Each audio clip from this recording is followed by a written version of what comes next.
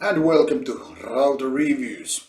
Today's band is a very old band, almost 30 years by now, but still not something that gets that all the attention they kinda have deserved. So let's welcome Necrophobic all the way from Sweden, and let's take a look how this old veteran band seems like today. So here's the new album Mark of the Necrogram.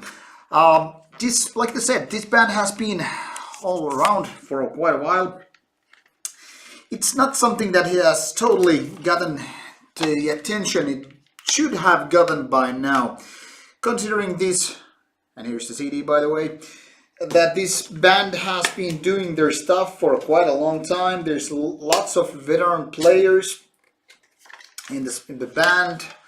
Here's the inlay as I'm speaking, and the back side of the album. You know, the cover, very old school this way. So,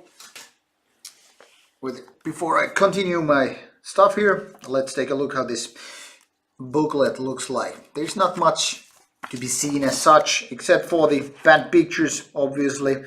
As you can see, this is the lineup, which I must tell you something. The band has been, around for quite a while, and so the lineup changes. There are quite many of them. But as it is, the band has changed in the past 10 years or so, and nowadays it's again having got at least 3 members which have been there already in the 90s. A couple of newer ones, but kind of a old school crew back in the business, and that might be exactly the reason why Mark of the Necrogram also sounds so 90s, but also so goddamn good. So, like I said, the band has been there quite a while, but never got the attention to reach the so-called A-class. That is the level of attention that so many black metal bands, so many death metal bands, and so many hybrids have gotten all the way. However, Necrophobic, despite its old age and quite a few albums there, never kind of managed to do this kind of ultimate breakthrough. I'm not talking about Metallica size here, but bands like Satyricon and the like, those which are just kind of international names and familiar with all the magazines and stuff. Necrophobic kind of never reached that, and in my opinion there's a little bit wrong there. I'm not saying that maybe Necrophobic isn't exactly on the same quality on the usual page, the wide scale they have done, the music, but still, being like 29 years old and still not being the kind of a headliner name, is a kind of bummer. Now, Mark of the Necrogram, what can I say? Melodic death black metal. Clearly more on the typical Swedish melodic death metal side, but so much black metal on these albums, and I'm not joking just about, those upside down crosses. I'm just talking, the vibe, the feeling, the riffs, lyrics, all the stuff that's basically there. But to call it purely melodic black metal is kind of misleading also, because the amount of kind of a Swedish melodeath is clearly there.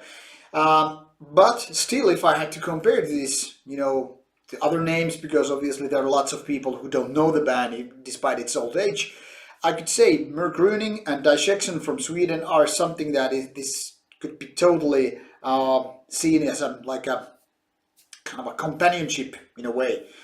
However, those bands are long gone, so there are not too many bands doing this kind of music. Maybe Swedish name Unanimated is one, and that also got to the grave at some point, even though they are or should be active nowadays again. So Necrophobic is kind of a like a relic of some sort, kind of a artifact among the bands, in a way that it's been there so long and it's kind of a forgotten, it's lost and old and all that stuff, but still very active and kind of a relevant. And Mark of the Necrogram is kind of an album that, from the very cover already, this is something that could have been happening in 96 or something. I mean, this kind of feels all the senses with the kind of a scent that used to be there when we were young and beautiful and all that stuff, and black metal was kind of living its golden era. I mean the second wave stuff, when just basically new bands were, you know, springing up and everything was just, you know, like blooming in the terms of second wave black metal anyway.